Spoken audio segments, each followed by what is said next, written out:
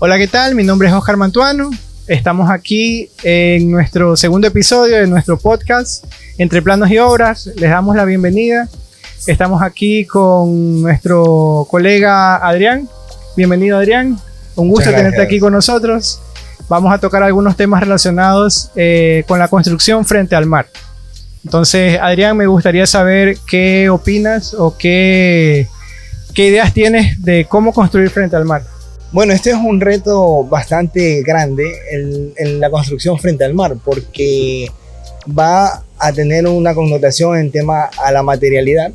En sí, es como estar construyendo un yate. Lo que hablábamos hace algún momento es el tema de la materialidad empleada frente a la inclemencia del tiempo, como son el salitre, todos los desafíos que tenemos que nos acompañan, que es la corrosión de ciertos materiales, la incompatibilidad que generan un material con otro y que le permite una oxidación próxima y quizás muy acelerada. Entonces ese es el tema que siempre está latente, e incluso construyendo frente al mar con hormigón armado hay que tener mucho tino, porque puede llegar a la corrosión. No porque esté el hierro o el acero esté recubierto, no vaya a oxidarse o vaya a corroerse. O sea, es un tema muy, muy delicado en tema de la construcción para aplicarla frente al mar. Por ejemplo, algún ejemplo que tengas de materiales que se pueden usar o que se tienen que usar que sean diferentes a los normales en una vivienda que no esté frente al mar. Mira, algo que hemos tenido en cuenta de las construcciones que tenemos frente al mar es que en muchas ocasiones puedes utilizar, por ejemplo, la madera, y no por ser madera que no se vaya a corroer, no se va a dañar, porque también puede llegar a un deterioro acelerado en base al tema del salitre, al tema de que se vaya simplemente desgastando y puede llegar a su descomposición en su totalidad. Entonces, asimismo, si nosotros tenemos el acero y lo ponemos en exposición al máximo con la sal, vamos a ocasionar un óxido que va a llegar a una corrosión, y la corrosión es el cáncer en el acero, ¿ya? Entonces podríamos implementar varias cosas. Por ejemplo, podríamos utilizar caña, podríamos utilizar madera, podríamos utilizar hierro, claro, pero de la forma adecuada. Por ejemplo, si utilizamos hierro, utilicemos el micraje adecuado para la protección del mismo. A veces generalmente se le pone un recubrimiento al hierro o inclusive el hormigón sabe llevar un aditivo especial para la salinidad y proteger el tema del hierro también. Por supuesto, igual hay que tener muy en cuenta el tema de los hormigones en el tema de dónde vienen los minerales, porque ahí nace todo. Porque si pones un mineral que tenga un salitre muy elevado en base a lo que estamos construyendo, vamos a provocar una corrosión acelerada.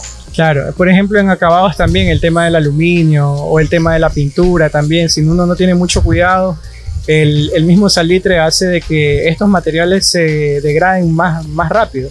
Por supuesto, claro. El tema, incluso hasta el mismo vidrio puede llegar a mancharse a lo largo del tiempo, y uno dice, ay, estoy con el vidrio frente al mar y no le va a pasar nada. Mentira, también hay esa posibilidad de deterioro, y deterioro acelerado, porque el salitre tiene grasas, tiene sales, tiene minerales bastante agresivos que terminan deteriorando todo. Y el aluminio, asimismo, si lo combinas el aluminio y le pones un tornillo metálico, va a empezar a corroerse todo.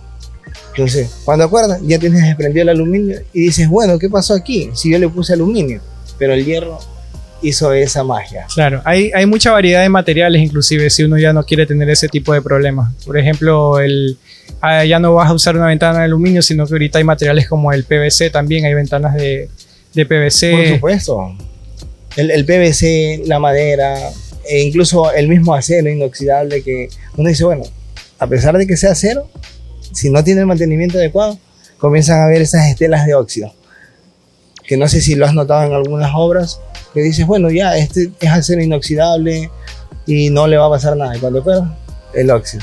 todo esto de aquí conlleva mayores costos también, porque muchas veces las personas creen que tiene el mismo valor o el mismo costo construir en un lugar que no esté frente al mar a una casa que esté frente al mar. Pues los valores varían también, inclusive aumentan. Yo creo que se incrementan el doble, porque el tener una casa frente al mar es bastante elevado. Primero, desde el costo de la construcción hasta su mantenimiento. Porque ese es el más agresivo, es el mantenimiento. Es más seguido, debe ser más seguido el mantenimiento. Más seguido, por supuesto. Eso empieza desde el tema de los aires. Un aire normalmente frente al mar, si no tiene el mantenimiento adecuado o si no tuvo su aplicación adecuada, el aire durará 6 meses y hay que volver a cambiar el equipo completo.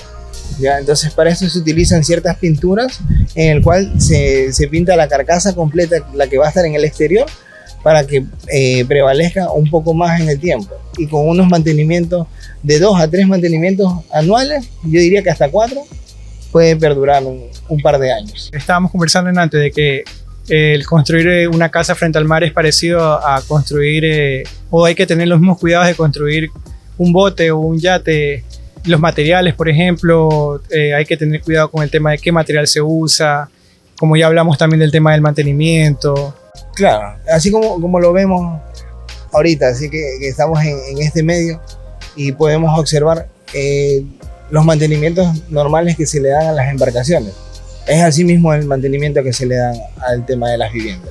Con respecto a los materiales que tú crees que funcionen y los que no funcionen en este caso, en este tipo de casas frente al mar.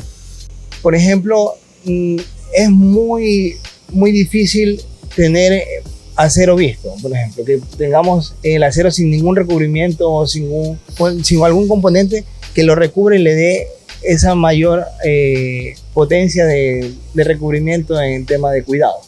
Ya, no podemos tener materiales vistos normalmente, porque si así mismo como el ladrillo, si lo tenemos frente al mar sin ningún recubrimiento, también se va a ir deteriorando el bloque. Entonces no podemos tener así nomás. Incluso el mismo hormigón, teniéndolo como hormigón visto, puede perdurar, pero tiene que tener varios recubrimientos para que tenga, o lo que tú mencionabas antes, que era el tema de los aditivos para que perdure ese hormigón en el tiempo, porque si no el hormigón mismo va a absorber el salitre y lo que va a empezar a hacer es a deteriorar el material interno y a su vez ir deteriorando el mismo hormigón.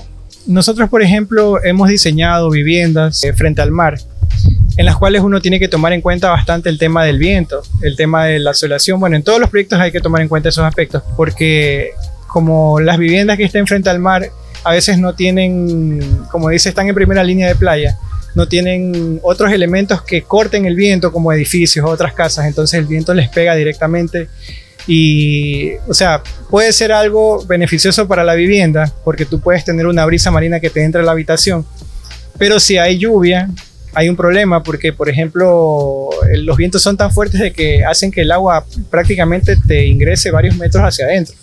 Eso a veces también hay que tener bastante cuidado con el tema de cómo se colocan las ventanas. Sobre todo, generalmente, la mayoría de casas frente al mar tienen balcones, tienen terrazas, entonces a veces también hay problemas con esto de aquí. Hay que tener bastante cuidado con eso. O sea, son elementos bonitos, elementos que a veces nos ayudan a decorar, a mejorar el tema de la arquitectura de este tipo de proyectos. Pero también, si no lo sabes construir bien, si no los adecuas bien, vas a tener problemas de inundación por tema de agua, se te va a meter el agua por las ventanas, o se te inunda el balcón, la terraza. Yo he visto bastante varios de estos problemas que hay que tener bastante cuidado. A veces por optimizar recursos, que decimos optimizamos recursos, ponemos cañerías las más pequeñas que ni siquiera nos abastecen dentro de lo que conforma el espacio. Entonces ponemos 3 rejillas o 3 desagües de 2 pulgadas. Y eso no va a abastecer para desalojar, qué sé yo, cuántos centímetros cúbicos nomás dentro de esa terraza. Por ejemplo, con respecto a este tema de las terrazas, que sí me parece algo interesante, porque la mayoría de viviendas frente al mar tienen estos elementos. ¿Qué opinas tú de mantener el mismo nivel de la terraza al nivel de la parte interna? O sea, que todo se maneje en un solo nivel, o tú crees que sí debe haber un pequeño desnivel en las áreas de las ventanas, como para que el agua igual no entre a la parte interna de la vivienda. ¿Has tenido alguna experiencia en base a esto? Directamente como experiencia no de construcción, pero sí de reparación como tal. Entonces, en reparar este tipo de daños como tal, sí. Pero esto ocurre en base a lo que en alguna vez me pasó, y no me pasó una vivienda frente al mar. Me pasó a como 3 kilómetros del mar, pero me pasó en dejar una terraza al mismo nivel. Y se había quedado la casa proyectada para colocar un tema de una pérgola más adelante y poder tener ese mismo nivel. Pero algo me faltó. Ponerle un drenaje a la rejilla donde, o sea, los rieles, donde van los rieles, donde corre la puerta. Entonces, llegó el invierno, que es el mejor fiscalizador de nosotros. Hizo su jugada maestra y se llenó toda la casa de agua. Así como que comenzó a entrar agua. Y tuve que solucionar, simplemente subir el riel, pero para otra ocasión ya no me volvió a pasar. Porque ahora ya dejo este tema de dejar un dren, si voy a tener el mismo nivel para poder drenar los rieles, o en su defecto dejar un nivel más arriba y otro más abajo para tener en continuidad. Exacto. No sirve de nada construir con los mejores materiales, construir con los mejores diseñadores o los mejores constructores, si a la hora de que pase un tiempo no se da mantenimiento. Entonces van a haber problemas igual por el tema del uso y el abuso de todos estos elementos. Claro, por supuesto. E incluso uno dice, el mantenimiento de una casa empieza a partir del año desde que me la entregan.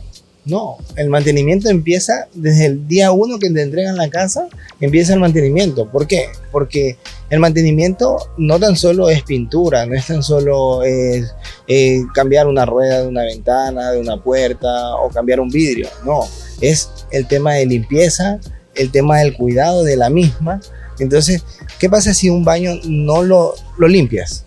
¿Qué se va a hacer? Se va a llenar de sarro. Entonces, si lo dejas pasar una semana, ya el sarro ya está pegado, y lo dejas pasar 2 semanas, el sarro va a ser más fuerte. Entonces, así sucesivamente con el tema de este tema del mantenimiento. ¿Cómo tú crees que es el perfil del cliente que tiene este tipo de viviendas frente al mar? Mira, hay 2 opciones en base a lo que son clientes que viven frente al mar y los que tienen negocios frente al mar, porque es un tema de tener la rentabilidad para decir, bueno, sabes que yo quiero vivir como estilo de vida o simplemente quiero vivir de esto, porque también lo hay, ¿ya?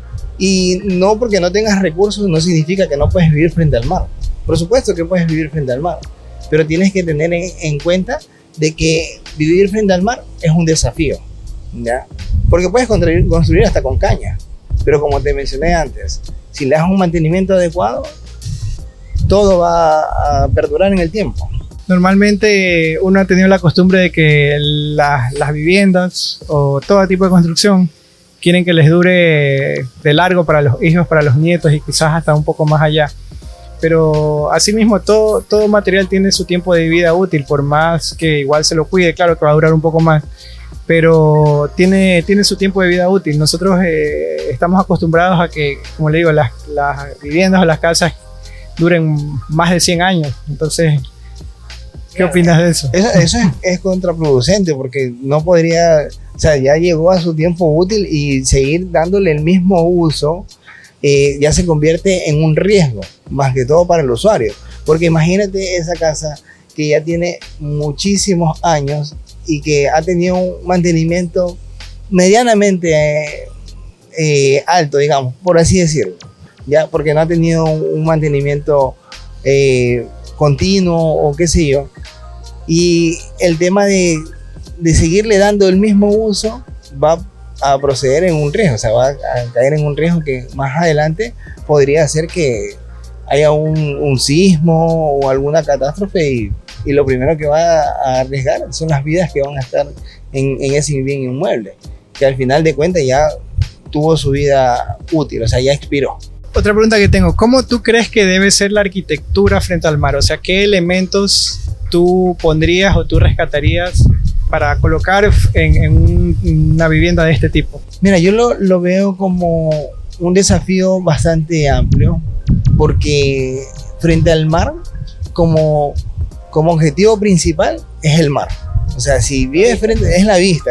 Para mí es la vista. Llegas y algo que te tiene que cautivar es el mar. Entonces ingresas, ¡pum!, te cautivas con el tema del mar. O sea, el mar es un componente que va dentro de. Y si tienes algún componente como una piscina, un área social conectada en el mar, o sea, espectacular, porque llegas y conectas, haces una piscina sin fin que conecte el mar. Obviamente que hay que ver las condiciones en las que se encuentre el terreno, o sea, la topografía del terreno, el tema de las características de vivienda que uno vaya a emplear en ese momento, y eso es lo que te va a dar como tal el diseño en que puedas trabajar ahí. Pero siempre que prevalezca el tema de lo que sería la vista, el tema de la iluminación y la ventilación, que es lo más importante dentro de cualquier construcción o diseño arquitectónico. Claro. Ahora, ¿qué alternativas tú crees que se puedan utilizar a la hora de construir una vivienda frente al mar sin perder la calidad, pero abaratando un poco el tema de costos? O sea, ¿qué materiales tú recomendarías para, digamos, que no usar completamente vidrio? Porque el aluminio y vidrio igual tiene un valor elevado. Entonces, ¿qué materiales tú usarías o qué alternativas tú darías como para que este tipo de vivienda sea como que accesible a todo público, por así decirlo, a toda persona que quiera construir frente al mar, sin poner los grandes ventanales, sin poner los materiales de lujo? Yo siempre he dicho algo, no siempre hay que invertir o poner mucho dinero en una vivienda para que se vea bien. Muchas veces depende del estilo de la vivienda, del tipo de materiales que se usen, las alternativas que uno como arquitecto da. Claro. Mira, una de las alternativas más viables en tema de costo, como tal, porque hablamos de costo en valores para viviendas de frente al mar, en materialidades asequibles para todo público, yo creería que es el tema de, por ejemplo, la piedra de hoja, ¿ya? Utilizar las ventanas adecuadas para que no tengas todo el sinnúmero de ventanales que te van a generar un costo, sino utilizar el material, por ejemplo, la piedra de hoja, y puedes utilizar muros portantes para eso ahí, y tranquilamente podrías trabajar con una cubierta que puede ser bien en madera o puede ser en hierro, pero que tenga los micrajes adecuados para la protección, y así mismo en su cubierta. Porque si ya tiene una cubierta que tenga el material adecuado, puede ser incluso madera, puede ser brea, puede ser periódico, puede ser fibra o algún material que sea compatible, eso va a perdurar por mucho tiempo y en costo no es tan elevado. ¿Ya? Entonces sí se puede construir frente al mar. ¿Algún ejemplo de algún proyecto emblemático frente al mar aquí en Manta que conozcas o que quieras decir? Hay algunos proyectos frente al mar que tienen bastante emblemancia aquí en Manta. Hay uno que tiene unas características muy bonitas, perdura en el tiempo a pesar de que ya su dueño ya no está, que era la casa de Pepín Ceballos. Claro, sí. Esa casa es espectacular, una casa bella que ha durado muchísimos años y aún persiste ahí. Quizás sí le falta sus retoques, su mantenimiento como todo, pero es una casa que tiene sus componentes en su totalidad. Claro, o sea, es un ícono. Claro, es un ícono, de hecho es un ícono. La casa de Pepín Ceballos, que está frente al mar, que tiene sus características visuales y arquitectónicas muy detalladas. No es como decir, es una casa que está desapercibida, no, está con sus arbustos, todo, y viene acompañada de esa arquitectura de anteaños que realmente perdura en el tiempo. Esa es la buena arquitectura. Bueno, uno de los temas importantes que quiero tratar aquí es el tema del valor de nuestro trabajo, el costo de nuestro trabajo. ¿Qué opinas? dentro de caídas y levantadas ha sido un gran desafío porque como en algún momento lo hablamos, hemos aprendido a tropezones, a caídas, levantadas y bueno, es un tema de que llegas sin ninguna experiencia al campo laboral y dices, bueno, ya soy profesional y voy a ganar dinero, pero te estrellas con una realidad totalmente distinta, nada que ver con el tema económico, de decir, bueno, no, yo tengo el capital y estoy aquí para invertir o trabajé tanto tiempo y lo voy a mejorar en tema económico, o sea, esta plata la voy a invertir, porque no funciona de esa manera, pero sin embargo hay que saber a qué nos enfrentamos cuando vamos a cobrar como arquitectos.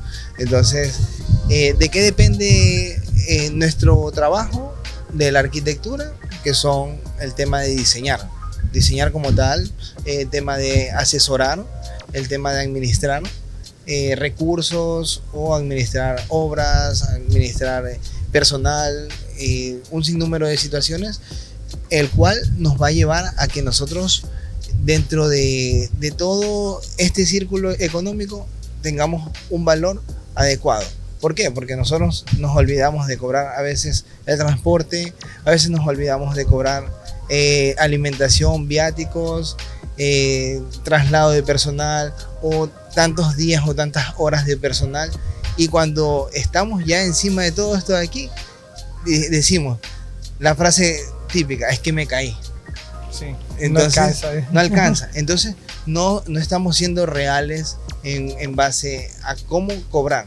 Pero ¿qué te va dando esta experiencia? Cuando comienzas a organizarte de, bueno, para este trabajo yo necesito, digamos, voy a diseñar, simplemente en tema de diseño. Ya, me voy a tomar 100 días para diseñar este proyecto. Ya, mi día diariamente, ¿en cuánto está? Perfecto, cuesta $50-60 el día, por así decirlo.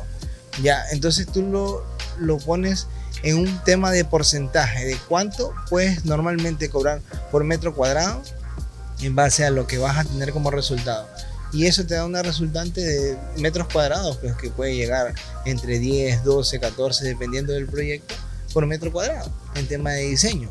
Entonces ya a partir de este momento tú ya dices, bueno, ya voy a no hacerme 100 días, voy a hacerme 80 días. Me voy a ahorrar 20 días, pero estos 20 días quiero dar una presentación óptima. Entonces ya no voy a trabajar normalmente 8 horas, ya voy a trabajar 12 horas. ¿Para qué? Para que no sean los 100 días, sino sean 80 días. Entonces ahí ya tienes el tema de ganancia, por ejemplo. ¿Ya? Y así mismo pasa en el tema construcción. ¿Por qué? Porque en el tema construcción a veces por querer coger el trabajo lo queremos regalar, pero no es válido el decir regalémoslo, no, porque todo cuesta.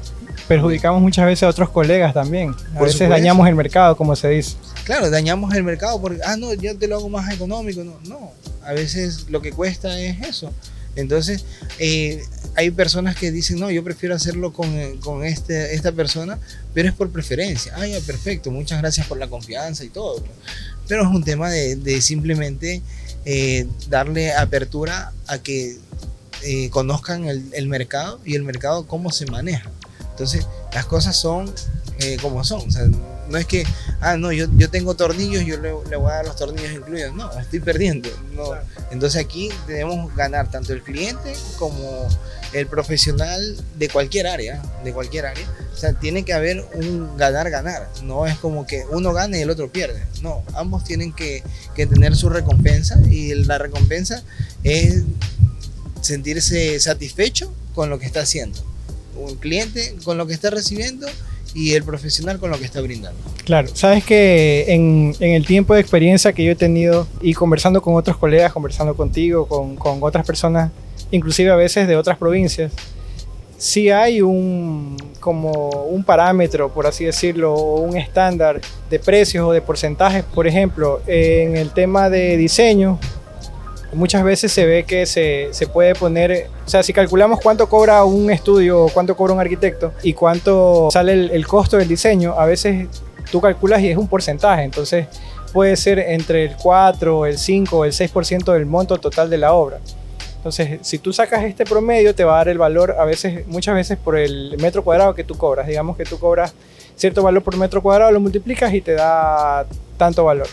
Entonces, pero si haces una fórmula y sacas el monto total de la obra y le sacas el porcentaje 4%, 5%, te va a dar este mismo valor. Entonces, hay como un estándar donde tú dices, ya, yo puedo cobrar el 4% del monto total de la obra.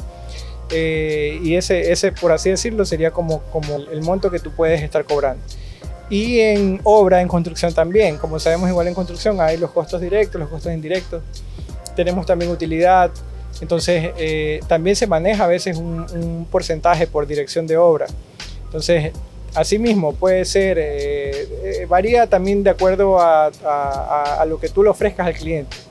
Puedes cobrar, por poner un número, del 15, 20%, 25, 30%.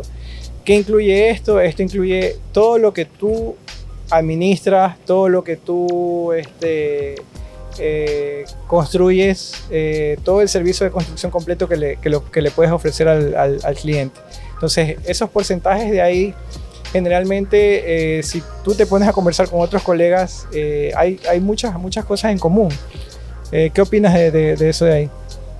Es que tienes toda la razón. En esa parte de lo que va el tema del porcentaje de construcción, normalmente se maneja al 5%, o sea, lo que es un estándar en tema de diseño, lo que cuesta un diseño en proyecto, porque no se habla del dibujo, como lo dicen por ahí, ¿no? Sino de un proyecto como tal, embarca lo que es el 5% aproximadamente. Entonces es un valor muy relacionado. Obviamente que no todas las personas tienen los recursos, que también es ese, porque ese es el tema más fuerte en ciertos clientes, que ellos quieren hacerlo como un profesional, pero dicen, no, yo mejor lo hago con el maestro porque sale más económico, pero terminan cayendo en un error porque le va a terminar costando el doble por muchas cosas que no se contemplan desde inicio, porque en un diseño contemplas iluminación, ventilación, espacios, muchas cosas, incluso el sol, algo que pasa desapercibido, pero cuando ya lo hacen y ya no se hizo de la manera adecuada, ya tienes un error ahí hecho, tienes que coger y volver a desarmar y volver a armar. Ya te cuesta la desarmada y te cuesta volverlo a armar. Entonces está costando el doble, quizás hasta el triple.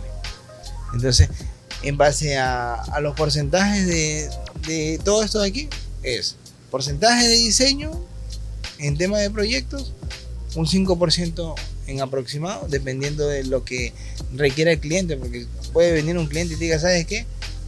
Tiene cancha libre, haga lo que a usted le plazca. ¿Cuánto cuesta eso? Porque también puede pasar. Claro, sí, entonces, sí pasa. Entonces te dice, ¿sabes qué? ¿Qué vas a decirle? No, te voy a cobrar un porcentaje de tanto. No, tienes que ir en base a las exigencias del cliente. Porque el cliente va a decir, ya, yo quiero un rascacielos. Y aquí no escatimamos gastos, nada. Haga lo que tenga que hacer. Entonces vas a tener que poner todo tu potencial ahí. Vas a poner 2 o 3 personas a trabajar contigo en instalaciones, en un sinnúmero de cosas, porque primero vienen las directrices, después viene todo el tema de los procedimientos en acompañamiento a lo que va a ser el proyecto. Entonces, todo esto aquí va teniendo un encauce de lo que va siendo el proyecto. Y si te dice, por ejemplo, una persona que no tiene recursos y te dice, yo quiero hacer una casa, pero no tengo recursos, ¿cómo cobrarías en este caso? ¿Cómo le dirías, te cuesta tanto, si sabes que esa persona no tiene recursos?